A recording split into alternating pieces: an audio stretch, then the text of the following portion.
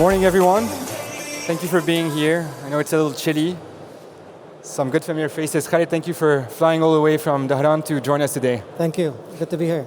All right, I'm Gadi Hobeika. I lead Artifact in the US. I have the privilege of living in Houston, Texas, which is, as you may know, the US energy capital. So couldn't be more pleased to welcome Khalid on stage to talk about an amazing initiative that he has been leading over the past few years at Aramco, which is the digital finance and the AI factory for finance. We're going to talk about that in a second. So if you are not familiar with the Kingdom of Saudi Arabia, there has been a lot of AI happening there and a lot of talks in the business media and the press, massive efforts being undertaken. And more specifically at Aramco, the largest energy company in the world, your CEO, Mr. Amin Nasser, has been praising the power of AI in press and media. And it seems that he's a massive believer in the technology. So maybe my first question to you, Khalid, is how has his vision or how has his backing been shaping or been helping to shape your own initiatives and broader AI strategy at Aramco? Thank you, Gadi. And first and foremost, it's a pleasure to be here. Pleasure to be with you. It's a pleasure to be in the event.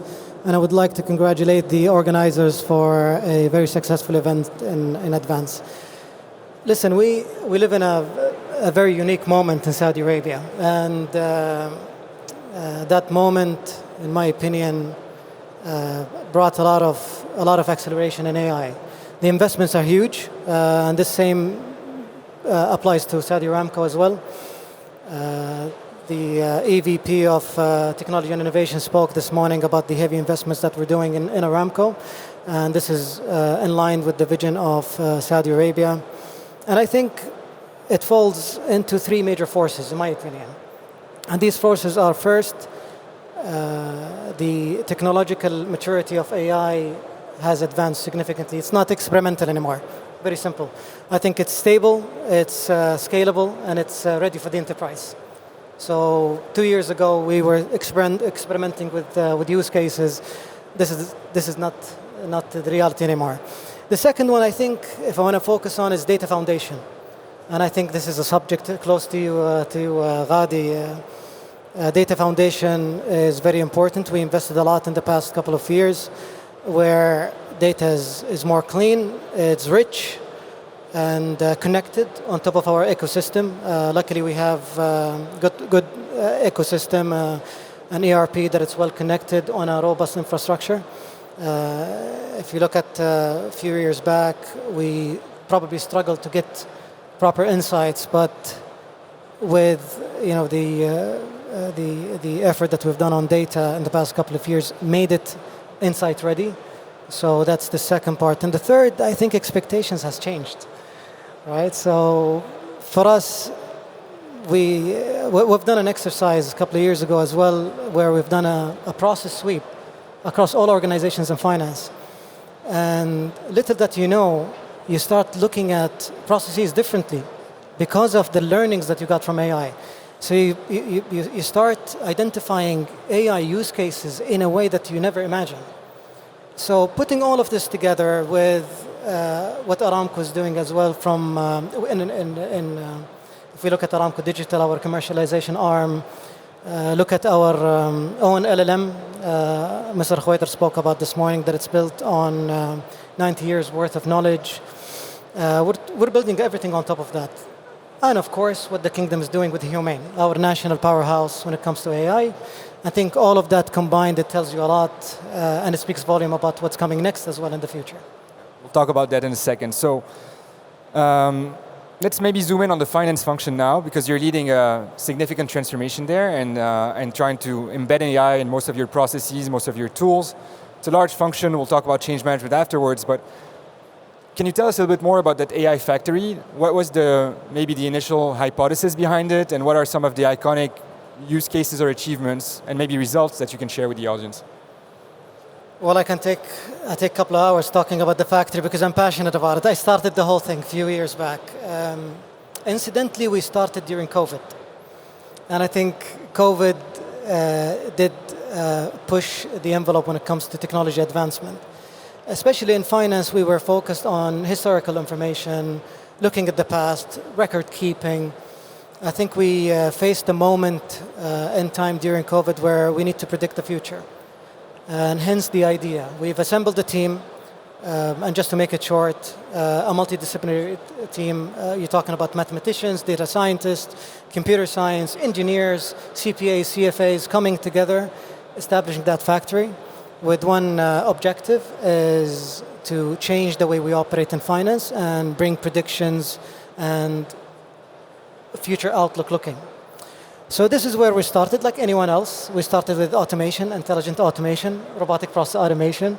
But then AI matured, and we had no option but to adopt. Simple. So we adopted the right time 2 years back when AI started to mature. We put viable use cases, and we spoke before the session. We wanted to make sure that there is the right governance in place. So I think one thing that we wanted to do, and we did it right, is to put a value realization framework where we apply the right use cases based on an objective, based on value. It's all about capturing value at the end of the day.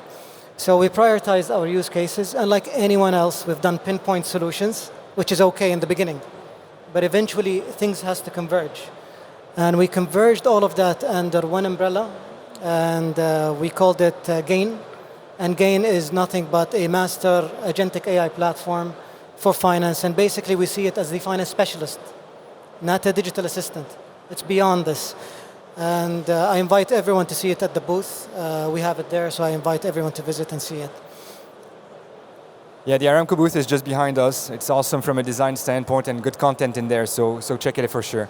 So Khaled, I think when you talk about value realization or value prioritization framework, the value realization comes from adoption and change management, right? Like basically if people do not really change the way they work, all these efforts upstream somehow are lost, right?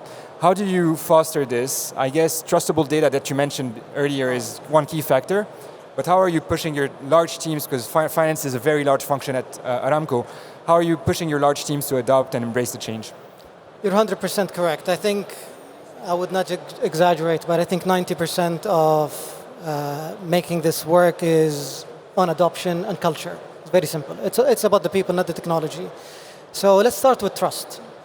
So I think the way you would implement your use cases, it has to be trustworthy and very visible, verifiable, and explainable as well. One of the things that we've done in GAIN, as well as other use cases that we've launched in the past couple of years, that we've made it very transparent and very visible in a way that the ownership actually increase.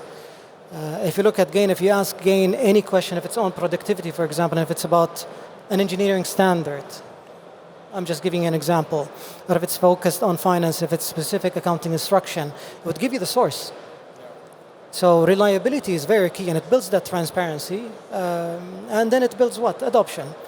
And I think there is a bit of fear when it comes to adopting AI in general, but bringing people closer based on transparency, building the right governance, establishing the right guardrails, very robust governance, and luckily we have our corporate data office putting a lot of effort on that, and we've been spearheading implementing that robust governance as well, and I think it will come organically.